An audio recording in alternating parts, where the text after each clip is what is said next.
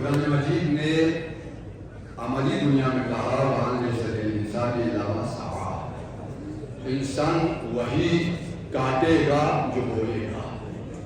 ہمارے لیے دنیا آخرت کی چلتی ہے، تو یہاں پر ہمیں اپنی نجات اور انسانیت کی نجات کی فکر ہے، تو خدا نے ایک نئی 3 میدانوں کا انتخاب کیا علی کی ولایت کو پہنچانے کے لیے۔ ہم نے فقط غدیر کا سنا ہے نا، نہیں، غدیر سے پہلے مکمل ولایت کے نظام کو مسجد نبوی میں نازل کر کے کہا تمہارا ولی صرف اللہ ہے، اللہ کا رسول ہے، اور حالت رکوع میں زکوٰۃ دینے والے ہیں۔ یہ نہیں کہا ولی تھا، نہیں، ولی ہے۔ تو آج بھی ایک ولی ہونا چاہیے یا نہیں ہونا چاہیے؟ وہ ولی کہاں ہے؟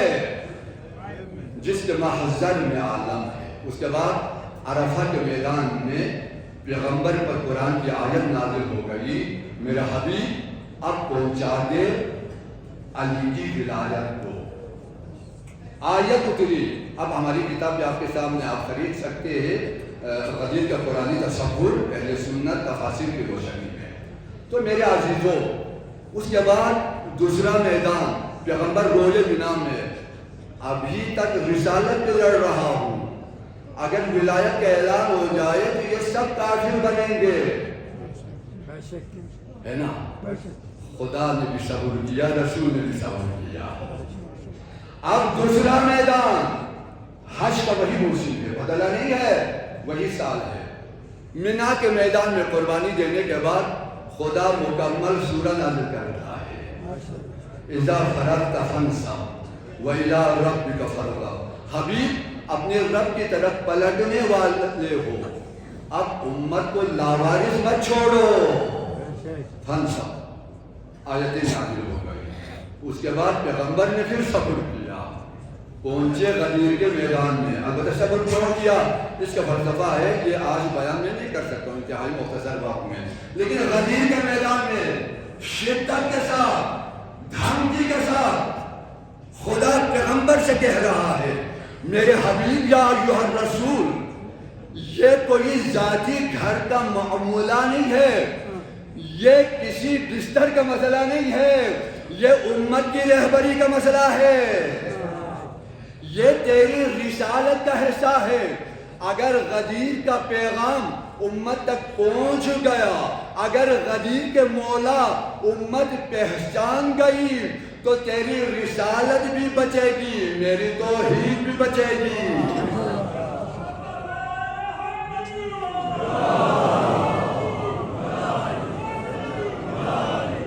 دیکھو، نعرہ اور تلوار میں کوئی لڑائی نہیں ہے۔ ایک مرتبہ بولا نام نے سب مل کر نعرہ حیدری، ایک مرتبہ بلند ترین تلوار پڑھ لی،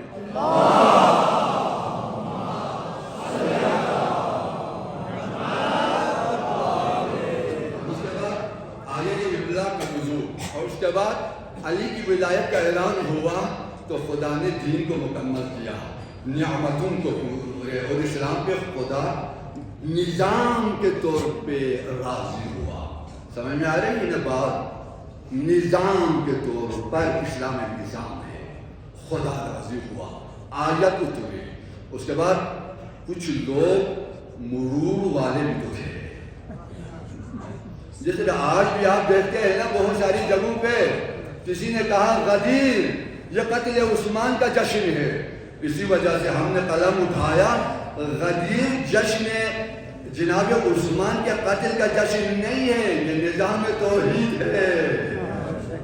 اس کے بعد 3 آیتیں نازل ہو گئی، سال سائل پیادہ واقعی، انکار غدیر پہ پہلی بار پیغمبر کے محضر میں آسمان سے خدا نے عذاب نازل کیا۔ تو غدیر کا منکر پیغمبر کے محضر میں بھی ہو، اگر ولایت کا منکر ہو تو عذاب سے نہیں بچ سکے گا۔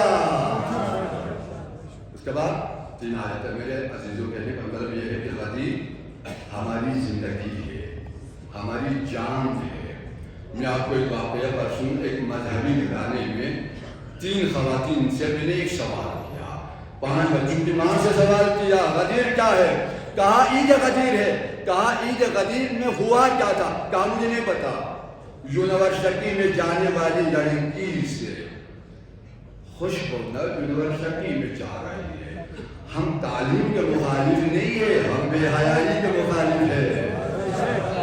اسلام تعلیم سے روکتا نہیں ہے، بے حیائی سے روکتا ہے۔ ہم یہ بے حیائی نہ کل ہونے دیا ہے، نہ آج ہونے دیں گے، نہ آئندہ ہونے دیں گے۔ بیٹی سے جو سنو، یہ ماتم بھی ہے، یہ مرثیہ بھی ہے، یہ نوحہ بھی ہے۔ یونیورسٹی جانے والا یہ مذہبی گھرانے کی لڑکی سے پوچھا غدیر کیا ہے، کہا مولا علی کی ولادت کا دن ہے۔ اس کے بعد وہ لڑکی جو کالج جا رہی ہے یہی سوال کیا غدیر کیا ہے، کہا حضرت زہرا اور علی کی شادی کا دن ہے۔ میرے عزیزوں، 8 ارب انسان غدیر نظام سننے کے منتظر ہے۔ 8 ارب انسان، آپ فقط محب علی نہیں ہے، آپ کو سفیر غدیر بننا چاہیے۔ بنو گے نا سفیر غدیر؟ جو سفیر غدیر بننا چاہتے ہیں وہ ہاتھ کھڑا کرے۔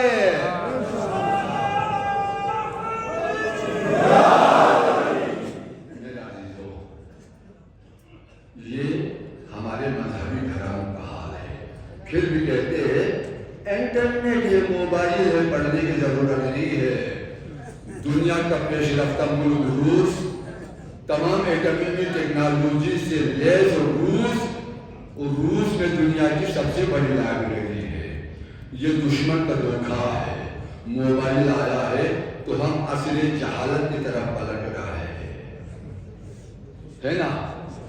اس لیے میں نے دن میں بھی کہا تھا پچھلے سال، ہر شیعہ گھر میں ایک لائبریری کا قیام کریں گے نا، یا یہی کہیں گے موبائل کافی ہے؟ جی، لائبریری کا قیام، بس ایک قرآن کا ترجمہ، نہج البلاغہ کا ترجمہ، صحیفہ سجادیہ کا ترجمہ، اور ایک تربیتی کتاب۔ اسی طرح غدیر کا قرآنی تصور، ابھی جو کہا، یہ ہم اپنے ذاتی پیشوں سے ابھی تک 20 زبانوں میں اس کا ترجمہ ہوا ہے، ہمارے آثار کا 40 زبانوں میں۔ ہم چاہتے ہیں 8 ارب انسانوں تک مولا کے غدیر کا نظام پہنچ جائے۔ آپ بھی یہی چاہیں گے یا نا؟ لیکن سوال یہ ہے کیسے پہنچے؟ ترجمہ ہو، زبان سے بھی بولے، قلم بھی بولے، فکر بھی بولے، عمل بھی بولے۔ آج تک آپ امام بارگاہ مساجد میں آپ کے تعاون بلا شبہ قابل تقلید ہے، تقدیر ہے، لیکن کتابی دنیا میں آپ کی طرف سے کوئی تعاون نہیں ہے، حالانکہ یہ فکر سازی ہے۔ اگر آپ کسی کی فکر کو بنائیں گے تو آپ کی نسلیں بھی آباد ہو جائے، آپ کی قبریں بھی منور ہو جائے، عالم برزخ بھی منور ہو جائے۔ تو میرے عزیزو، آپ آج تک کہتے تھے نا بلتستان کے علماء کیا کر رہے ہیں، ہے نا یہی سوال؟ آپ کے سارے پیسے بلتستان سے باہر بیچتے، وہ کام کر رہے ہیں۔ آج میں نماز جمعے کے اس مقدس پلیٹ فارم، ہمارا مرکز، اس سے تو بڑھ کر بلتستان میں کوئی مرکز نہیں ہے نا۔ اللہ شیخ رحمانی صاحب کو حضرت خضر کی عمر عطا کرے، ہمارے علماء کو پروردگار عمر عطا فرمائے۔ لیکن میرے عزیزو، آج ایک وعدہ آپ کرو، ایک اعلان میں کرتا ہوں، تیار ہے؟ آپ کی طرف سے وعدہ یہ ہے، ہمارے علماء نے کیا کیا، آپ ہمارے ساتھ فکری، لسانی اور مالی تعاون کریں۔ 3 چیزیں، فکری، زبانی اور مالی تعاون کریں گے یا نہیں؟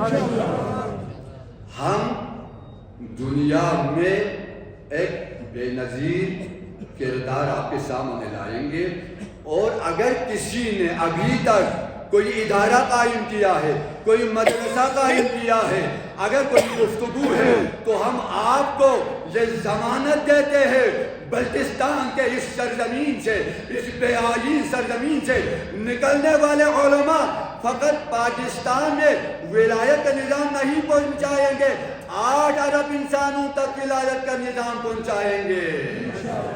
اس کے لیے تیار ہے؟ میرے عزیزو، میں شکریہ ادا کرتا ہوں حضرت حجت الاسلام مسلمین علامہ شیخ حسن جعفری صاحب کا، اور اسی طرح امام جمعہ حضرت حجت الاسلام مسلمین شیخ عبادی صاحب کا، اور حجت